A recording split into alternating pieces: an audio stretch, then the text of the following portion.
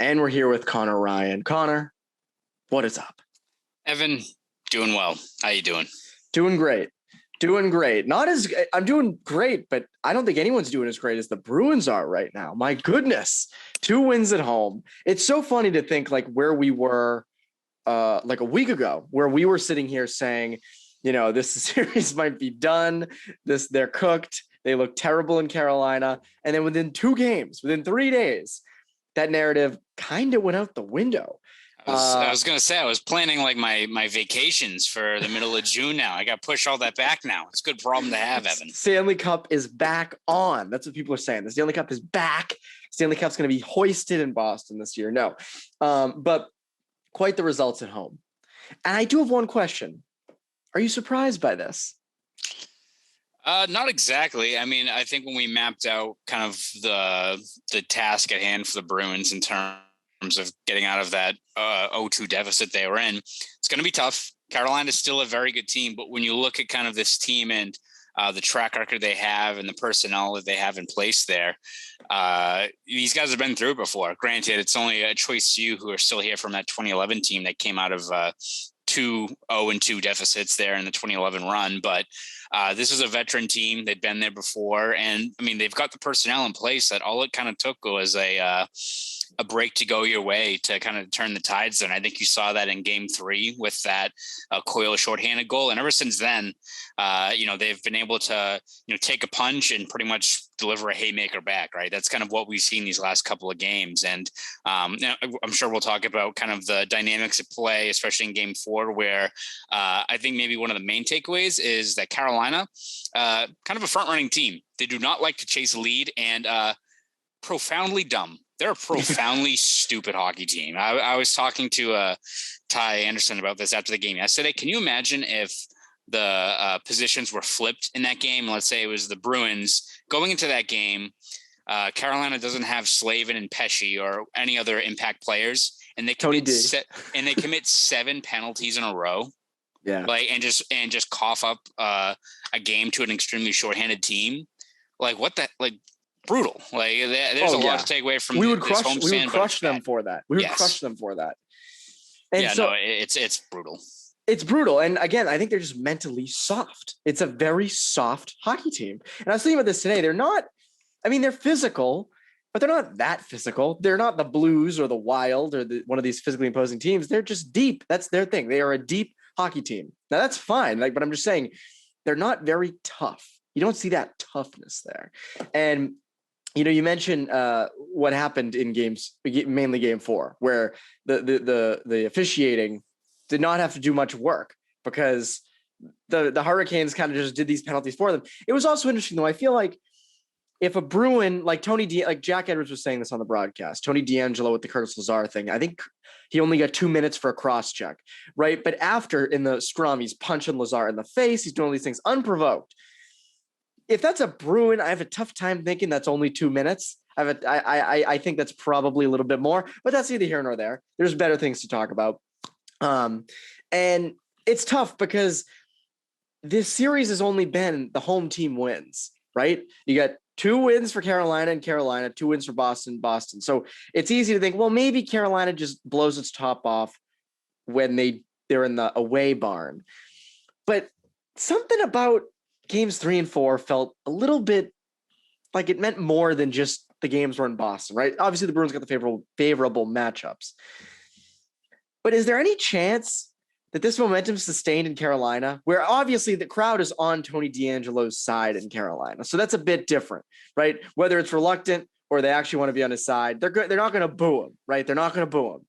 So at least he has that, right? And he's not like fighting 16-year-olds in the crowd. That's a whole nother thing. But is Carolina going to continue to take those stupid penalties even when at home? I don't know. I mean, aren't they the most penalized team in the league? Not to take something out of Craig Berube's playbook, yeah, but what are you doing? I believe they are, if not the most. Like top 3. And again, they've been able to, skate past that by the fact they've got an elite penalty kill, but I think they're not a very disciplined team anyway. And again, it's one thing if it's like we looked at game 2 where Carolina had 9 power plays, and some of those, again, try not to hop on the rest, but some of them, like, that first period scrum where they end up shorthanded out of that, where you're like, come on. But all of Carolina's infractions in game 4 were obvious. Like D'Angelo, with hitting Lazar up high, Aho with a double minor on the high stick, a puck over the glass from Trocheck. I think Svechnikov, cross-checked Forbert, I want to say, and it was right in front of the official. Like, it's not, these weren't ticky-tack penalties. So I think they're going to keep on doing that. It's just, I think when you look at this Carolina team and building momentum against them, I think for the Bruins, it's one, probably that mental, you're getting rid of that mental burden of like, all right, these guys have our number. We're getting chances. We're starting off strong down in Carolina. We're going into the first intermission down 2-0 every single time. Like, that wears on a team. So I think for the Bruins, getting past that. And also I think now you're seeing that, I don't want to say it's mental games, but you look at just how I think a team like Carolina processes this series going forward, especially in net, right? Like, you go to, you're switching between goalies now. You don't really know what's up with Freddie Anderson. He's skated, but he hasn't done a full practice yet. So I don't know when he's available. Maybe is it a situation where he's good to go in game 6 back in Boston, which have fun, Freddie, like coming off an injury, going right to Boston for that. It's a lot to put on a guy like that. But now do they go back to Kochetkov, who wasn't that good, but then you go back to Ranta, and then all of a sudden now you have that. It's kind of what we mapped out with the Bruins in terms of their goalie rotation and why it's so tough to kind of weigh that, the emotions and the other things with going with 2 different goaltenders in terms of who's the best guy in net. And obviously it's Freddie Anderson, but you don't know what you have with him. So I think now where it's 2-2 and the Bruins have punched back in both those games, now it starts, you get the ball rolling with, like, let's say Brindamore, where it's like, all right, well, is Freddie ready? Like, oh, all right, we have to, I guess, go to these 2 guys. We flip flop between them in 2 different games, and they both didn't give good results. So I think for the Bruins, it's more of maybe the mental hurdle of finally landing some punches against Carolina. And for Carolina, it's all right, the momentum's back on their side. How exactly were we countering it? Because we kind of gave them our best punch early on in this series, and they haven't hit the mat yet. So what's funny is, out of the penalties you mentioned, I think the worst one was that Trocheck penalty. He had all the time in the world to clear it out of his own zone, and he just right before the blue line flips it over the glass instead of putting it, sending it into the opposite corner or just like, dumping it out. He just flips it over the glass. I also thought another stupid thing was it wasn't just the players being dumb; it was the coaches. Rod Brindamore decides to challenge that DeBrusque goal. Now, first of all, I don't know what Carolina's video room was seeing, but I get that they maybe wanted to take a chance on it being goalie interference because the league is just weird with goalie interference. Right. But at the same time, it's like, well, okay, even if they don't score, they have a little bit of momentum. So we're going to give them another power play. So it's just like the critical thinking wasn't even there. So again, I think it's funny going into this postseason, I said, it feels like the Hurricanes' time, right? Like they've been through a few of these, like at some point they're going to break through. When I watched them in Boston, does that look like a team that's going to break through? It didn't at all. And so I kind of have a tough time believing that they have the mental fortitude to win 4 games in a series against a veteran heavy experienced Bruins team. And I have a tough time kind of seeing that. And it's a pretty safe bet, right? It's a pretty safe bet that the Hurricanes are going to take more stupid penalties in this series. There should be some like prop bets on Tony D. There's gotta be, like, have some fun with it. Like, how many children is he going to fight in the stands? Tony D's going to go full Mike Milbury and just jump over the glass. And I'd like to imagine, remember that play? I think it was in Philadelphia against, was it with the Ty Domi, where the guy was trying to get in the box and the glass fell and he went in and got his ass beat. But maybe someone will do it to Tony D. They'll beat Tony D up. Maybe that'll be what ends up happening. I thought it was very satisfying to watch Tony D'Angelo come out of the penalty box, try to run. Curtis Lazar crunches him twice, and then he tries to run Brandon Carlo and just bounces right off him. And I thought that is just the Tony D'Angelo experience. Complete meltdown. Oh yeah. And Jack Edwards was going nuts. Jack was just absolutely like losing it over Tony. That would be 2 people who I would love to see in a room, just like verbally going at it. That would be that's worth like signing up for a subscription service for. Yes. That's just ridiculous. But it's funny. You mentioned Freddie Anderson coming back too early. The Bruins have some injuries or guys out of their own. Charlie McAvoy obviously out before Game 4, probably out for Game 5 as well. Just with the COVID symptoms, it doesn't seem like he's going to come back. I have a hard time believing he will. But Hampus Lindholm was back on the ice at practice on Monday. You were there. What is the feeling right now? Is he coming back? Remains to be seen. Obviously, it's a great step in the right direction that he practiced on Monday. Bruce Cassidy wasn't ready to, officially slot him into the lineup. They have to see how the doctors clear him first, which is the number one hurdle, and then see how Lindholm is later tonight and going into tomorrow. If he's all systems go and gets the green light from the doctor, he'll be in there. But again, when you're coming back from a upper body injury, we can assume what it is. Like if he's a few hours after skating and kind of exerting himself again, if he's got headaches or anything like that, or he feels bad the next day, then they won't put him in. But I think just the fact that, in a 2-2 series where you can kind of look down the line and a guy like Lindholm, who looked at where he was in Game 2 when he got rocked by Svechnikov, I think our first reaction is, well, he's done for the playoffs. For however long, and if maybe even the Bruins won the first round, be like, I don't know if he's coming back until middle of June with the way he looked in that. So the fact that he's already back out there on the ice, skated in a regular practice sweater, wasn't in like a red non-contact jersey or anything like that. Great news for the Bruins because you're going to need it. Again, a huge statement win for the Bruins to win that Game 4, being so shorthanded on defense, but still, if you go back down to Carolina, you probably don't want Josh Brown out there. You'd rather have Lindholm in that lineup and then slot maybe a left shot over on the right side or something like that. It's a good problem to have right now. Again, all the credit to the Bruins for kind of stemming the tide there, but you'd rather have a guy of Lindholm's caliber back there, especially where, as you said, I don't think McAvoy is going to be back for Game 5, and there'll be hopefully fingers crossed that he gets cleared or he tests out before Game 6, because I don't think we need to spend much time talking about how important a guy like Charlie McAvoy is to the scene. So no, I don't think we need to spend like 5 minutes talking about that. I think we've done that throughout the year. I will say this.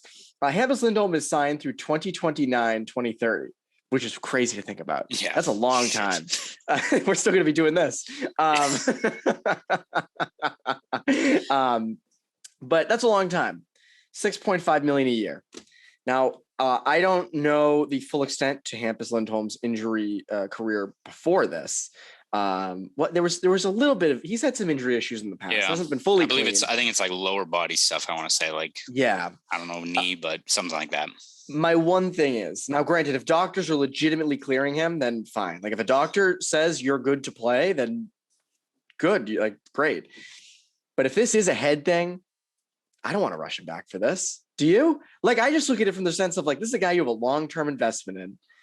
You already see Brandon Carlo has not done terrific in this long-term deal. You need Lindholm to work. You need a top pairing left shot defenseman for the years to come. You have it.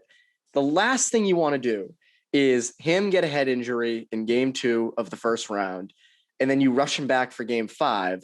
He either re-injures it or doesn't properly heal, and suddenly this guy has head issues for the next number of years. That to me is something that I don't think you want. Do you want to sacrifice years of this guy being a mainstay on the back end for this against Carolina? Now I know it's important. It's the playoffs. I'm not saying it's not important, but you do have to kind of keep an eye to the future on this. And I don't know. Again, I see him out there in a tinted visor. I get why, obviously the lights, you don't want to, too bright or whatever, but I don't know if that's if that's a thing to watch. I'm not sure if you're the Bruins, you want to be tossing him back out there. It's tough to speculate. They have not even confirmed it's a head thing or not, right? They've not they've just said upper body. So it's kind of up to us to speculate, which is always a terrible thing with injuries. But I don't know. I don't know if you want to, unless again, if a doctor says you're good, then you're good. Yeah. But yeah, I don't know. Do you want to risk it? Yeah, I think it's definitely something you have to weigh in that situation. I'd imagine that if the Bruins and the doctors, because the Bruins are also, I think, fully cognizant, as much as, it's focused on the here and now and the playoffs, and we know what the window is and how much they're committed to this run. I'm sure that the Bruins are also very aware of not damaging an asset like that. They just spent a ton of money on. Yes, exactly. So I'm sure they're very cognizant of that. So I imagine it's still deferring to the doctors. And again, I don't think if Lindholm wasn't making good strides, they would have had him back out there that soon. Again, it's the issue with concussions that they're so tough to navigate or map out a timeline. Sometimes these guys have one that feels good and they practice, and then it bounces back and they're still dealing with it and goes on for weeks and weeks, or it's something where it looks bad and then a few days later. I mean, it's kind of the same thing where Lindholm was back at the Garden for game 3, like in the building, which, like, if he had a severe concussion, again, not a doctor, but I'd imagine the Bruins wouldn't want him to be there as they're like blasting Shania Twain at like 130 decibels. It's probably not what you should be doing unless like and they're as we feeling know better.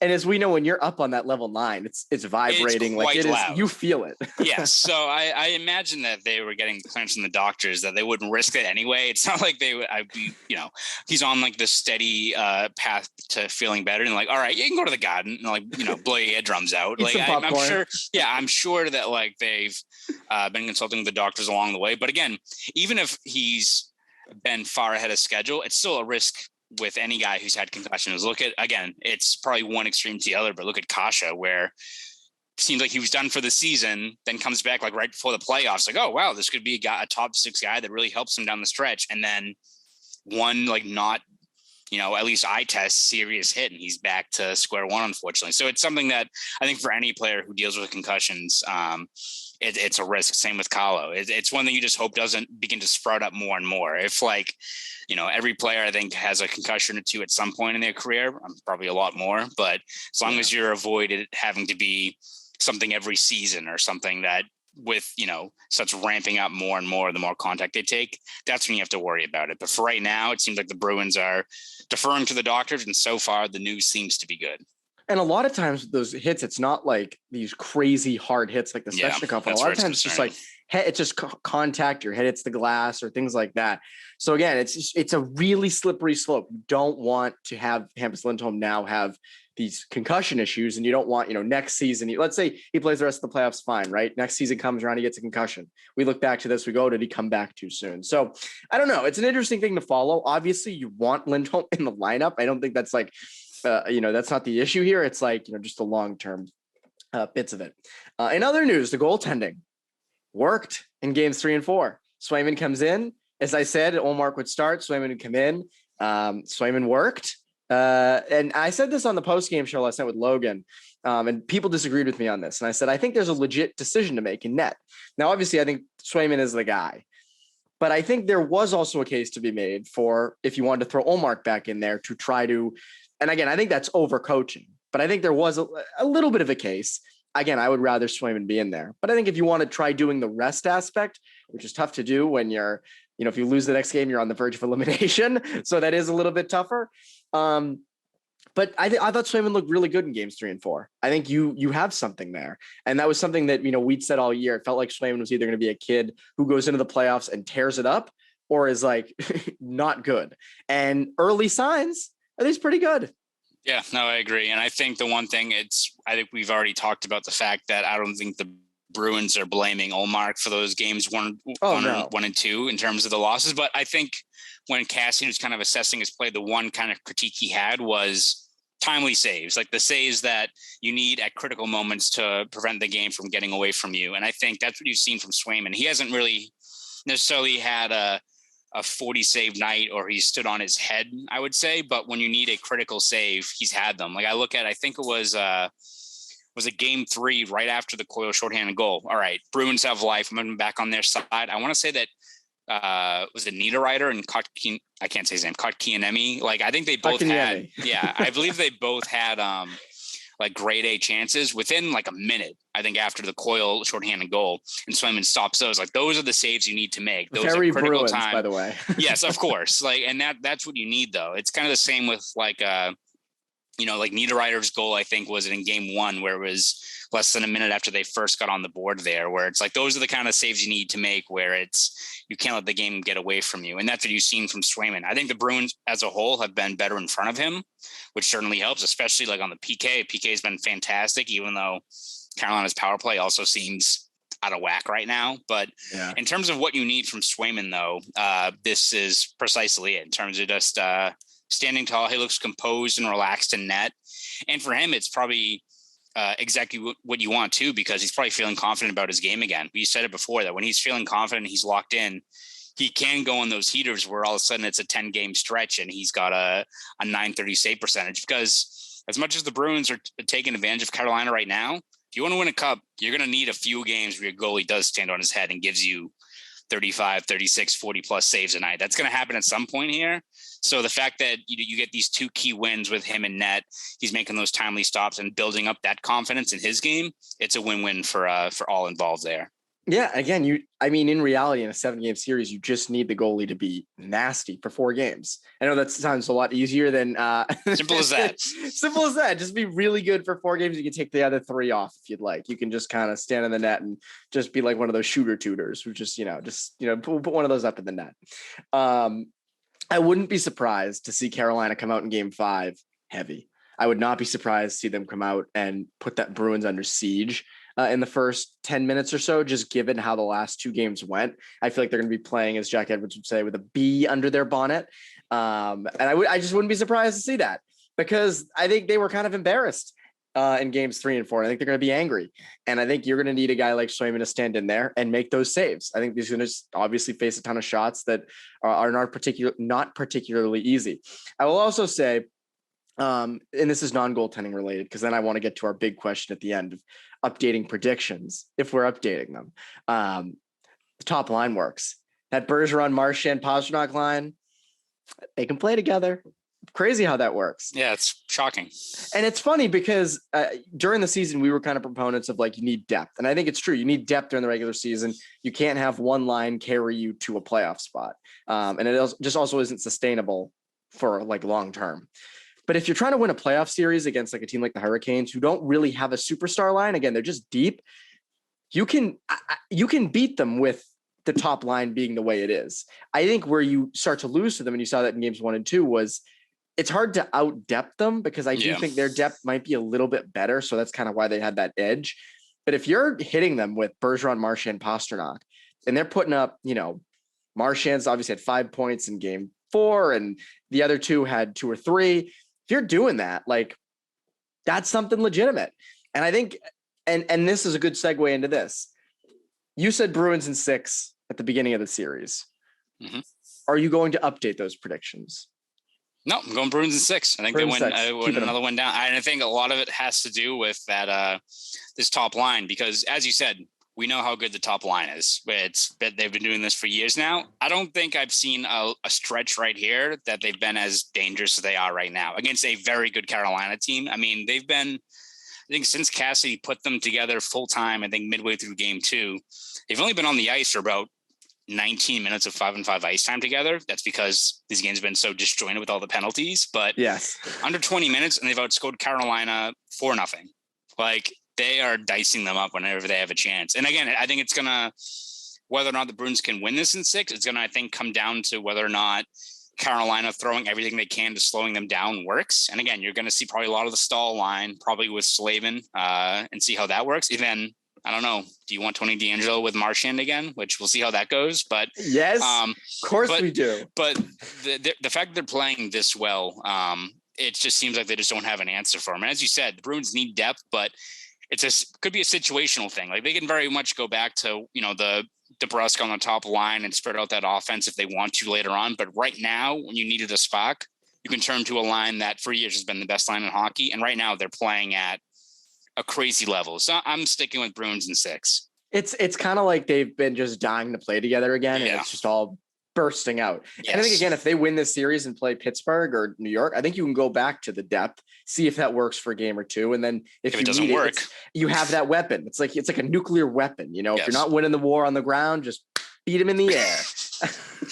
Evan Norman Schwarzkopf, Marinofsky. Huge fan. Yeah, clearly big nuclear guy. I'm going to switch my prediction. And I hate this because I wanted to stick with Hurricanes in 7. I really did. I wanted to. I believed it. Still think it might happen. But I got to go with Bruins in 7. I think they will lose game. I think the Bruins will lose game 5. I think this is my issue. I try to guess the games think that always goes so south, but it's how I rationalize things. Very slippery. I think the Canes win game 5, Bruins win game 6. Odds are going to be very against the Bruins in game 7. This is going to play out just like the 2011 Cup final. And I think the Bruins are going to take it in 7 because all the home ice stuff is going to go out the window and the Bruins will edge out a win in game 7. That is my guess. I think now this top line changes things. You know, I think if they had not done that move, I think the series would probably almost be over. I think they would probably be down like 3-1 at this moment. But the Hurricanes are a dumb team. They're making stupid penalties and your top line is rolling. So like, I think the momentum is shifting back to them. I think this is also a nice lesson to people that series are not over after 2 games. And this goes to us a little bit, but we were saying it wasn't over. I said it was close. I said it was as close to being over as possible, but we didn't say it was fully over. I think there were a lot of people. You can acknowledge it's not great. I think that's what our thing was like. It ain't great right now, but again, it ain't over either. Yeah. So we'll see. I say Bruins in 7 though. I think they're gonna do it, and then I think they're gonna go on a run because that was my initial prediction. So I'm sticking with that. Connor, what can the people look forward to from you over at Boston Sports Journal? Yeah, as we do every day, there'll be daily content up regarding the Bruins throughout this Cup run. So we'll have previews, game recaps, game reports, columns, video breakdowns, a couple features. We dropped one last week about Jeremy Swayman out in Alaska, which was happy to drop that one. We'll have a few more longer stories that we hope to drop later on, depending on how far this Bruins team goes. So you can find all that. Yes, you can find all that stuff over at BSJ. So please subscribe at bostonsportsjournal.com. Want to follow me on Twitter? You can do that at ConorRyan_93. Well, people don't realize this. We are not rooting for the Bruins. We are rooting for every series to go 7 games. My livelihood. Yeah, it helps us. Maximizes the content. People forget. Anyways, great feature on Swayman, by the way. Talk about perfect timing. That came out on the day he was starting game 3. That could not have went any better. I will not say that I didn't spend the entire night putting the finishing touches on that because I'm like, holy shit, I really hope he plays well in game 3. I won't say that. But that'd be funny if that's what I did. But yeah, definitely. Glad it all worked out. Yes, glad it all worked out. Anyways, that is Conor Ryan. I'm Evan Marinofsky. Bruins Beat listeners, have a great rest of your week.